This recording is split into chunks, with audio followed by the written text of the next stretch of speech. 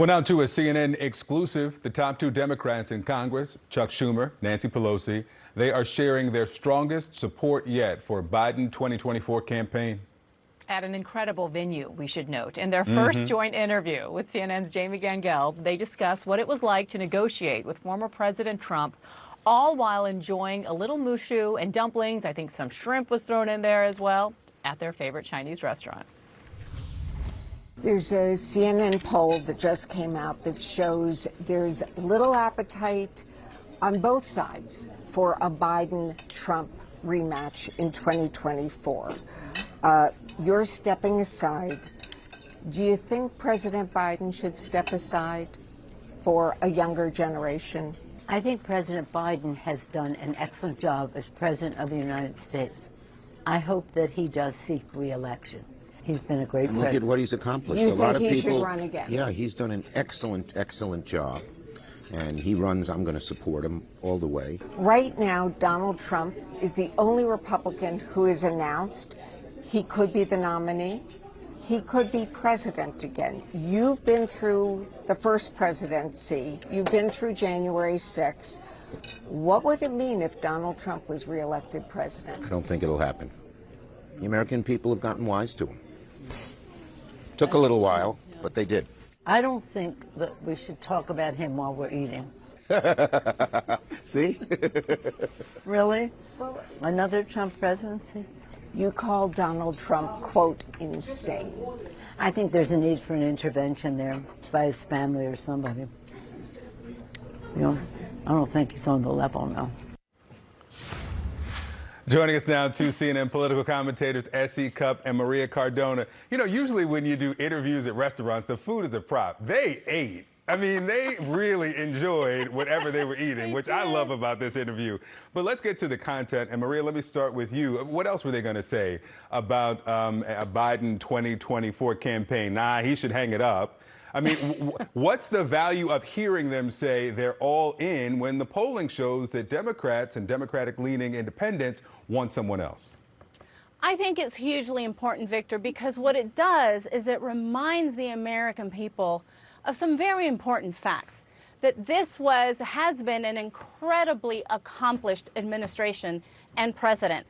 Under Joe Biden's leadership, this Congress has passed the most impactful legislation on climate change in history, the most substantive legislation on health care since President Obama, the most impactful legislation on infrastructure since FDR, and the list goes on and on.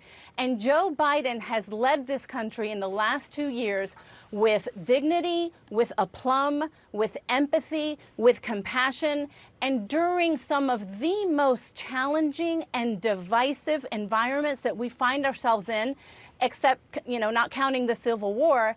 And he, frankly, bring about, even with his low approval ratings, incredible successes for the Democrats during the midterm elections. He also has been one of the most underestimated presidents in history, which I think will work in his favor. So, of course, Senator Schumer and Speaker Pelosi said what they said. Hell, he should run. Absolutely, he should run. With those types of accomplishments, Victor, no one would say anything else. I don't understand this poll, I have to tell you. I also think he should run, and especially if Trump is the one who's going to win on the Republican side, and right now there's every chance that he will. If Trump runs again, President Biden should absolutely run because he will win re-election. Can I just weigh in on the mushu lunch, too? Because, ladies, I was just so impressed that she was holding that mushu wrap with her lipstick on, and it stayed on. I looked at the wrap thoroughly. It wasn't on the wrap. It wasn't on her teeth. That was quite impressive. But on the substance, I agree. Essie, on the substance, 100%. Essie, let's talk about that idea that what you just heard from Maria, that she thinks that if it is going to be Donald Trump, that Biden should definitely run against him. Do you think that's something that Republicans would support at some point, even if the numbers don't show that right now?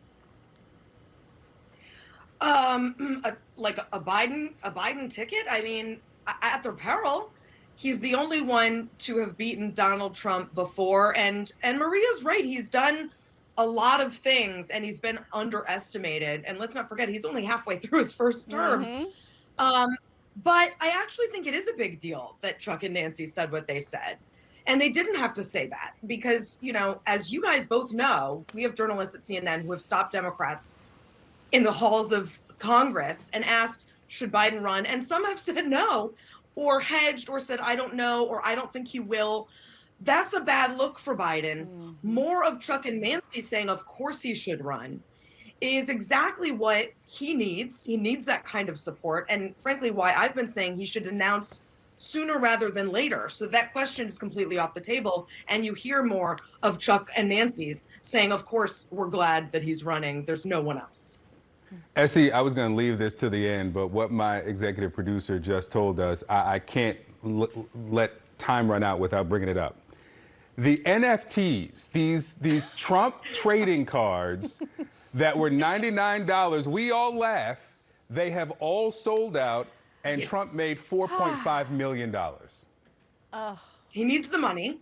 I mean, but what is happening here? I am not surprised. I'm not surprised by any of this. The last thing Donald Trump is presidential. So of course, he's going to make money anywhere he can. And how is he going to make it? Off of his supporters. This is what he has done for the past 6 years. He's asked for money. He's kept it. And he's, I think, now relying on his supporters again to spend hard-earned money on these invisible trading cards that exist somewhere, but that you can't actually hold. And I think it's, you know, I'm not surprised this is 100% Trump. Okay, so Maria, if we can just end on the infighting that we see taking place within the Republican Party and sort of the Freedom Caucus really pushing back against Kevin McCarthy holding the speakership position in the new year. I'm curious to get your perspective from the Democratic side, what that signals in terms of what Republicans will and won't do when it comes to even the appearance of legislating in the new year. That's such an important question, Bianna, because let's remember that Kevin McCarthy and Republicans writ large during the midterm elections were very specific on what they were going to do if they won or when they won the House. And they were so sure they were going to win the House by huge margins and the Senate, and that did not happen. But they said that they were going to focus and prioritize legislation on the economy, on inflation, on crime, on the border. And what's the first thing that Kevin McCarthy announces? Investigations, possible impeachments. And what this tells me, and we've actually seen him do it in the light of day, is that he is involved in a corrupt bargain with the most extreme leaders, members of Congress of the MAGA caucus, because there's no other way that he can get to 218. He is selling his votes left and right. And what Democrats are worried about and are going to try to stop every step of the way is that they are going to prioritize investigations instead of legislation, and the American people deserve better. All right, we'll have to leave it there. Essie Cupp, Maria Cardona, have a good weekend, ladies. Thanks so much, Bianna. Thanks, Victor.